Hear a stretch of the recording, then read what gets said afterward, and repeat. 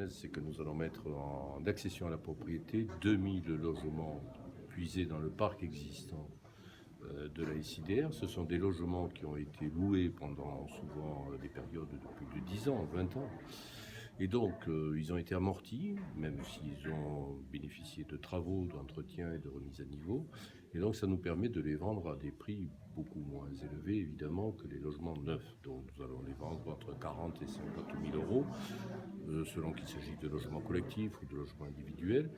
Et comme le département apporte un soutien financier de l'ordre de 6 000 euros qui permet notamment de couvrir les frais notariaux, eh bien ça permet d'ouvrir le champ de l'accession à la propriété à un nombre important de familles. Et si ça marche, parfois nous verrons si nous pouvons accélérer le processus, mais déjà c'est une expérimentation qui est la première que nous faisons dans les DOM, alors que nous vendons déjà beaucoup en métropole. Et pour nous c'est un exemple très important parce que ça va nous permettre d'expérimenter cette formule. Nous allons aussi découvrir probablement des obstacles qui freinent l'accession à la propriété. Dans ce cas, nous nous tournerons vers l'État en particulier pour voir de quelle manière nous pouvons essayer de surmonter ces obstacles. L'État a supprimé l'APL pour les nouveaux dossiers, donc, et ça constitue effectivement une difficulté indéniable. C'est aussi la raison pour laquelle nous avons décidé de mettre en vente des logements anciens, en nous disant nous allons compenser la perte de l'APL accession par un niveau de prix notablement inférieur par rapport au prix de l'accession dans le neuf. Voilà. Donc effectivement, nous essayons de trouver des solutions, mais à un moment donné, nous devrons probablement nous retourner vers l'État pour dire voilà, une expérimentation qui marche et qui pourrait marcher encore mieux si nous étions en compagnie. 2000 logements. C'est difficile à dire, mais dans l'idéal, il faudrait que sur 3-4 ans, disons, nous parvenions, et ça serait déjà un objectif très important, parce qu'actuellement, le flux d'écoulement était de l'ordre de 100 logements par an.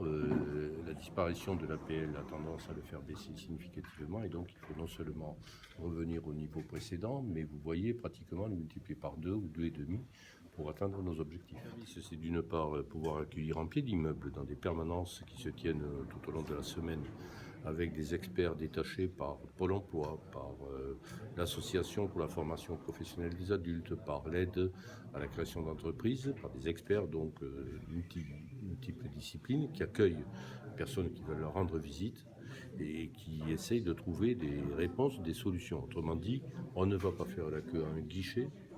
Et on est dans sa résidence et dans sa résidence on trouve ses services à domicile. Autrement dit, on est dans des circuits courts.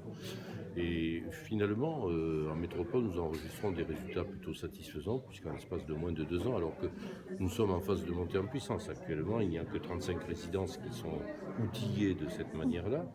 Et en plus, ça a pris du temps. Et en 2 ans, donc, nous avons déjà accueilli 5000 personnes, souvent des jeunes, il faut bien dire, qui sont en difficulté. Et sur les 5000, nous avons un taux de retour, soit à l'emploi, soit de départ en formation, moitié-moitié, de 22%. Voilà. Ça n'est pas négligeable. Et donc, ce que nous pensons, c'est que ce modèle-là peut être effectivement étendu outre-mer. Et nous commençons à La Réunion, là encore, avec 4 résidences qui seront organisées de cette manière.